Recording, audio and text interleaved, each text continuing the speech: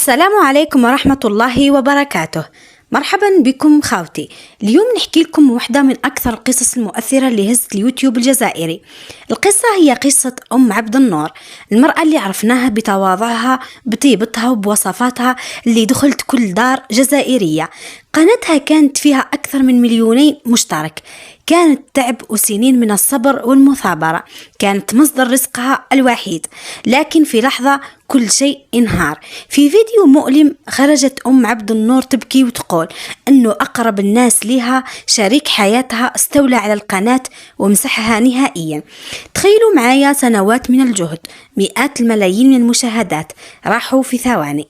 وسط أزمة عائلية كبيرة، اضطرت أم عبد النور ترجع لدار أهلها وهي حامل، وتعيش تحت ضغط نفسي ومادي كبير. لكن رغم كل شيء وقفت قدام الكاميرا وقالت: أنا مؤمنة أن الله لا يضيع تعب أحد، وسأعود أقوى بإذن الله. ومن هنا انطلقت حملة تضامن كبيرة على مواقع التواصل الاجتماعي. الآلاف من الجزائريين والعرب وقفوا معها، دعموها بالكلمة وبالاشتراك في قناتها الجديدة. الناس قالت: هذه ماشي خسارة قناة، هذه خيانة وغدر. وآخرين نادوا المختصين في الأمن السيبراني باش يحاولوا يرجعوا لها القناة الأصلية.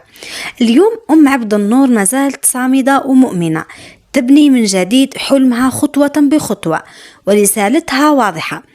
القناة راحت بصح جمهوري باقي، وحب الناس ما يتشراش.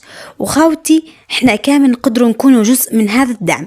ادخلوا لقناتها الجديدة، اشتركوا، شجعوها، وخليوا الامل يكبر من جديد. والسلام عليكم.